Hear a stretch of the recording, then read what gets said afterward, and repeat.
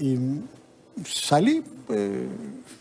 ¿Tú crees que Susana de la Puente sigue teniendo la influencia que tuvo antaño sobre PPK? Sí, claro, sí. ¿Dónde estará? ¿De cerca o de lejos? Son muy amigos, ella está en Londres, pues, de embajadora.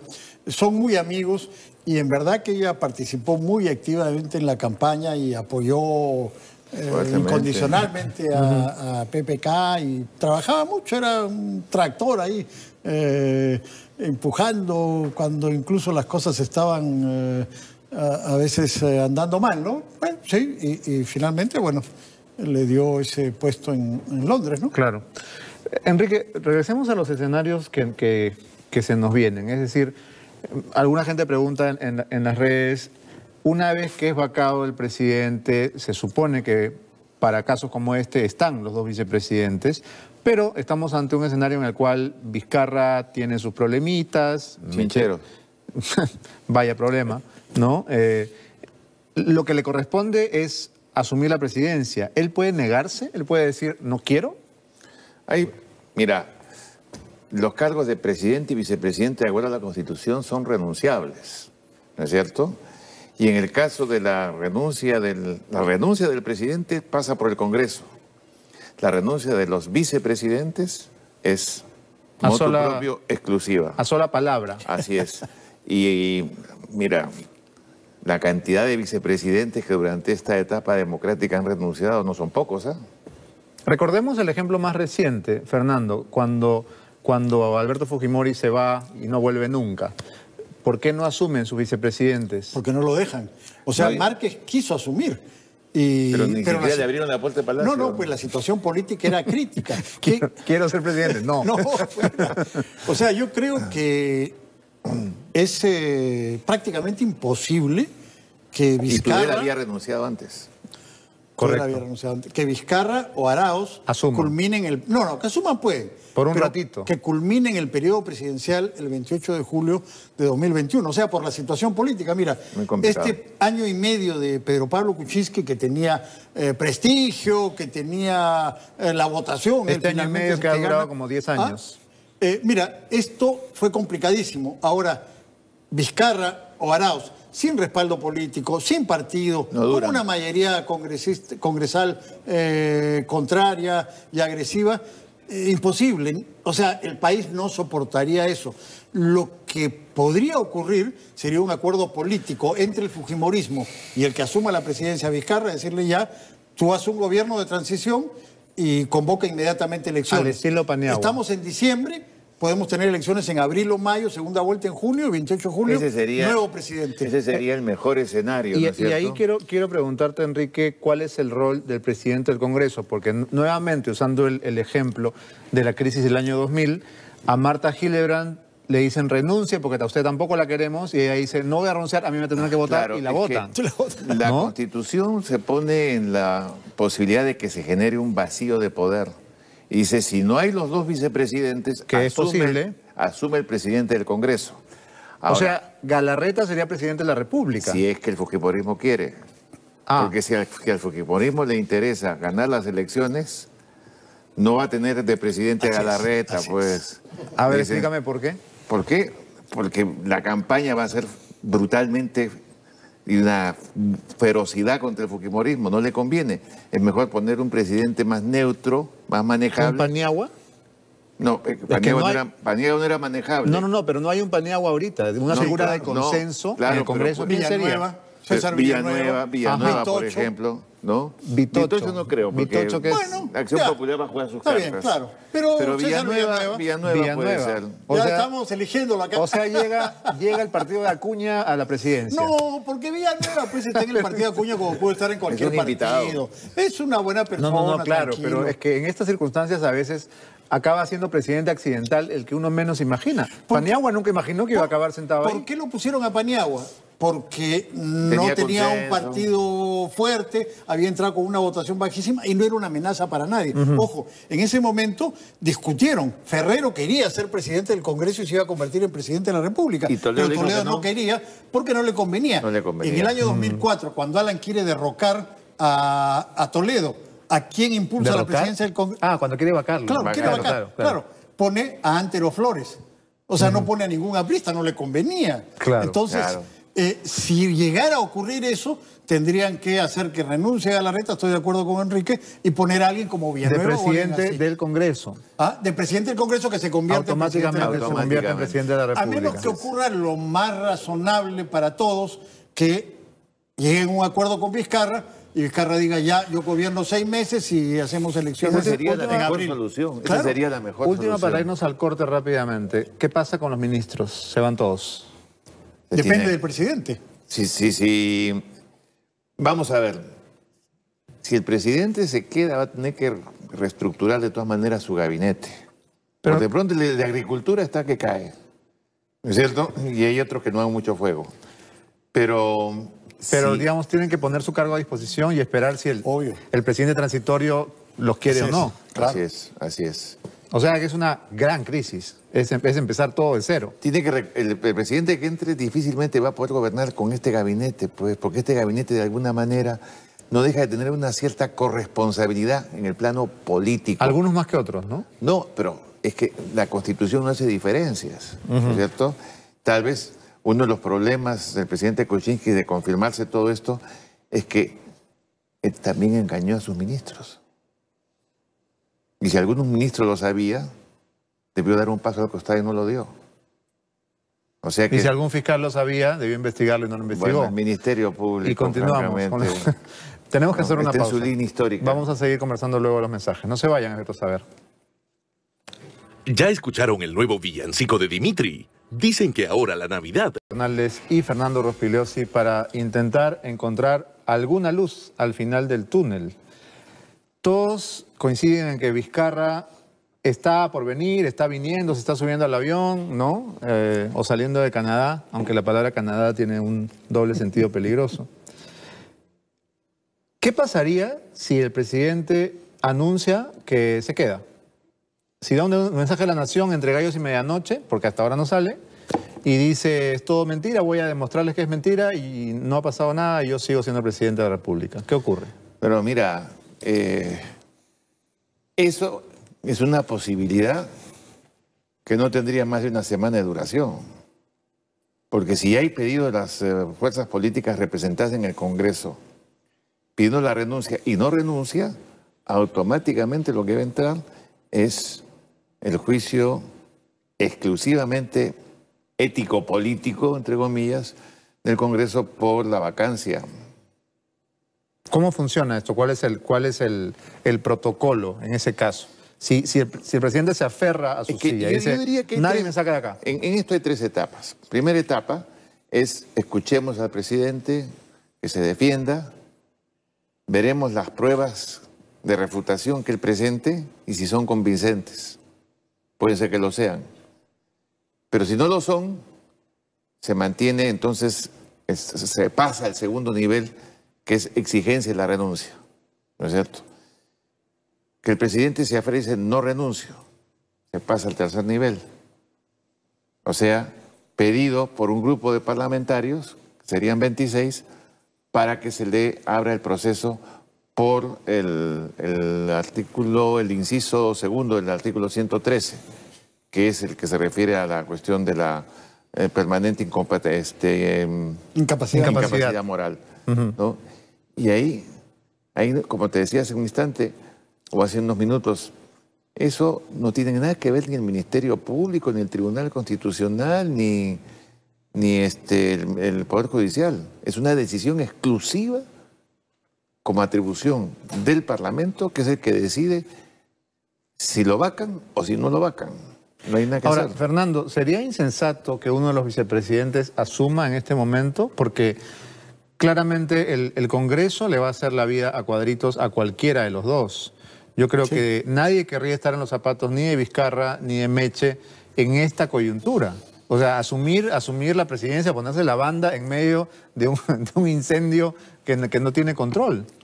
Bueno, eso solamente sería posible con lo que hemos conversado. O sea, se pone la banda, asume la presidencia para dársela a alguien y dice, vamos a convocar de inmediato a elecciones adelantadas. Hemos llegado a un acuerdo con todas las fuerzas políticas, todos estamos de acuerdo en eso, es la mejor salida para el país y convocamos elecciones para el mes de abril o el mes de mayo, más tardar, y tenemos nuevo presidente el 28 de julio del 2018. Esa es una posibilidad real que sería la que evitaría una crisis mayor, porque si no ocurre eso, vamos a tener una crisis de mayor envergadura, sin ninguna duda. ¿Tienes aquí la Constitución? No. Porque el artículo 128 creo que inclusive se adelanta, pero la y podemos le da al buscar en presidente internet. del Congreso en esa situación la posibilidad de convocar el presidente del Congreso a elecciones dentro de un plazo de 4 meses. Vamos a buscarla rápidamente en Google. Ahora todo está en el ciberespacio. Mientras tanto, ¿cuál podría ser no sé, el as bajo la manga que podría tener políticamente en esta crisis? En la mañana hubo... ¿Kuczynski? Kuczynski o el gobierno, o el ejecutivo. Porque en la mañana hubo un rumor bastante insistente de que a Keiko Fujimori le iban a dar prisión preventiva. ¿Lo habrás escuchado? Sí, claro. ¿No? Y en medio de toda la mañana ha sido de 1000 rumores, porque sí, también correcto. había el Banco de Crédito que habían recibido un depósito también. Pero es muy improbable que le puedan dar prisión preventiva a Keiko Fujimori. Muy improbable. No hay... Pero no cabría un Mora Sansón y todos los filisteos. No, yo creo que no. Y claro, no hay defensa ya de Kuczynski, no hay as bajo la manga, porque se ha comprobado que ha mentido en reiteradas oportunidades, y el mensaje a la nación que dio ayer ya no negó, ya no se atrevió a negar las evidencias nuevas que habían sido presentadas en la mañana. Dijo, yo he tenido una trayectoria de 57 años, yo nunca he favorecido a ninguna empresa, pero no negó que hubiera recibido lo que, según Odebrecht, ha recibido. Constitución. Artículo. Me parece que es el 128. 128. Responsabilidad de los ministros. ¿Ese?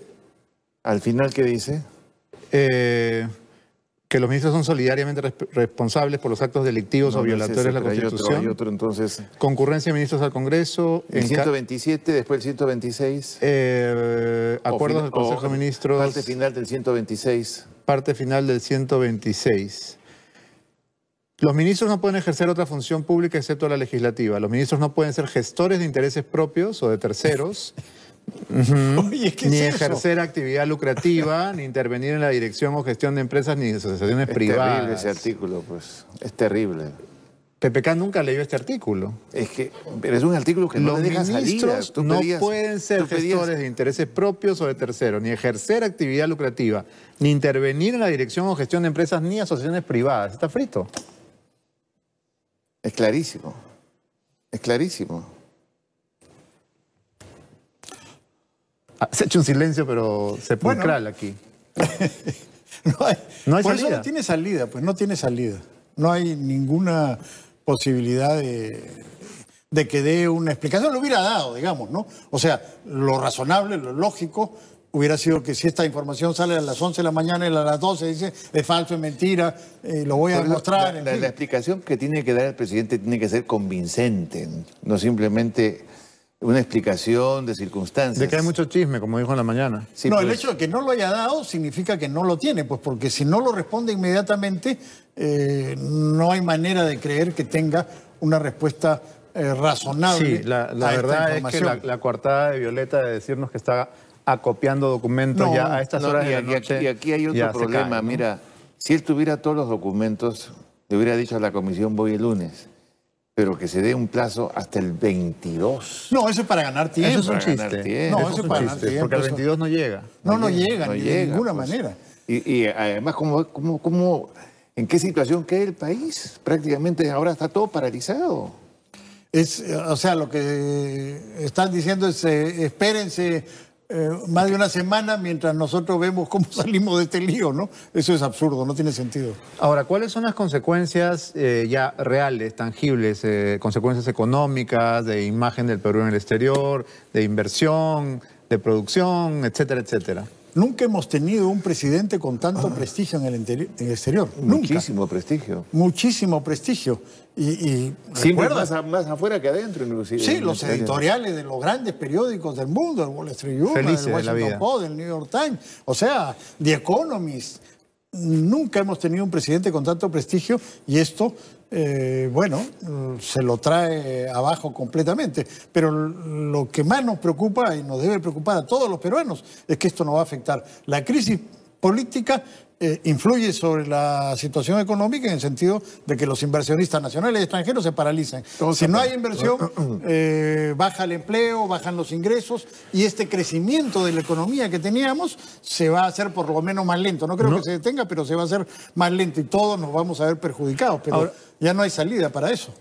Algo que quizá hemos perdido de vista es que además Odebrecht lo que ha revelado es un sistema de corrupción que al final engloba a todos, ¿no? Porque en esto están metidos Toledo, PPK, Humala, etcétera, etcétera. O sea, no se salva a nadie. Ha revelado tener un tremendo poder internacional, porque no solamente es el Perú.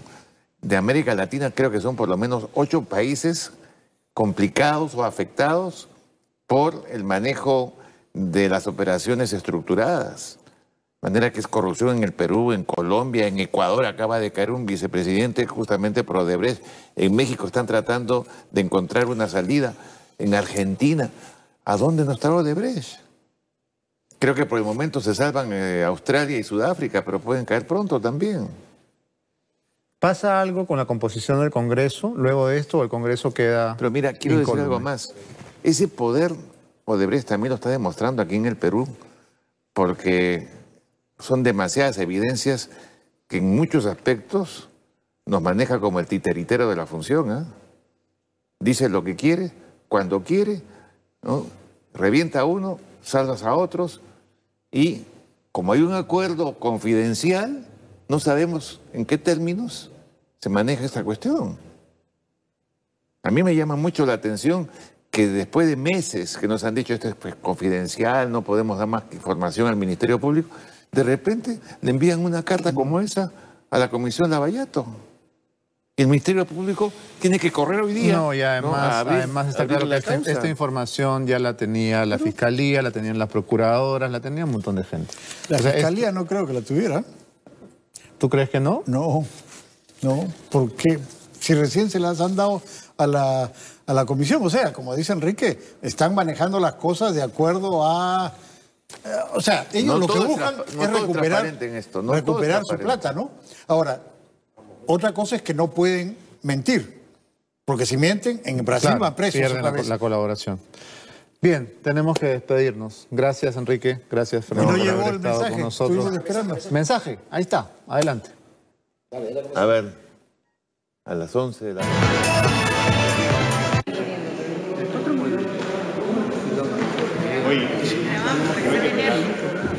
No. ¿Qué pasó? Pusieron una claqueta con la bandera, se oyó ruido, pero el presidente no salió. Ahí sigue todavía la cuña de TV Noticias. Esperemos que sea solamente una cuestión técnica, porque la verdad es que ya esta espera es angustiosa, es una agonía en cámara lenta. ¿Continuamos entonces? No, sigue. Converse, no hay corte. Seguimos esperando. No hay corte, han puesto solamente la cuña. Vamos a esperar, apenas aparezca la figura del presidente, hablaremos, pues, ¿no? No nos podemos, si nos vamos al corte, nos vamos a perder. ¿En todos los canales? No, está en... Ahí está. Eso no es... ¿No? Bueno, ¿vamos al corte entonces? No. Conversamos. Bien. Estábamos diciendo que esta información que ahora ha sido pública ya la venían anunciando varias personas. Por ejemplo, las procuradoras que fueron destituidas por Marisol Perestello. O sea, a ellas las sacan porque se atreven, osan, ¿no es cierto?, poner en duda la honestidad del presidente de la República. Se tenía alguna información, pero el hecho concreto es que en el caso del Ministerio Público, ¿no es cierto?, se sentía el depositario del acuerdo confidencial con Odebrecht. Cuando la comisión del Congreso le solicita esa información a Odebrecht Perú, Mauricio Cruz ha podido responder, no puedo, porque eso corresponde a lo que está dentro de los canales de la información que dentro del acuerdo confidencial tenemos que entregárselo al Ministerio Público. Y eso no se ha cumplido. ¿Por qué? ¿Qué ha pasado? Él no tenía obligación, o sea, digamos, de entregarle a una comisión del Congreso. Porque había un acuerdo confidencial que ha sido violentado. ¿Y qué ha pasado? Eso es lo que lo que necesitaríamos saber. Están buscando probablemente un acuerdo político para que los ayuden a recuperar sus activos acá, que ahora están paralizados. Un tanto absurdamente paralizados, porque hay un montón de proveedores peruanos que no tienen que ver con este lío y que están fregados porque no dejan a Odebrecht vender sus propiedades para pagarle a los proveedores peruanos. Pero Barata sí los ha recuperado. Ah, bueno, Barata sí, porque tiene el acuerdo de confidencialidad. Claro. O el acuerdo de delación premiada.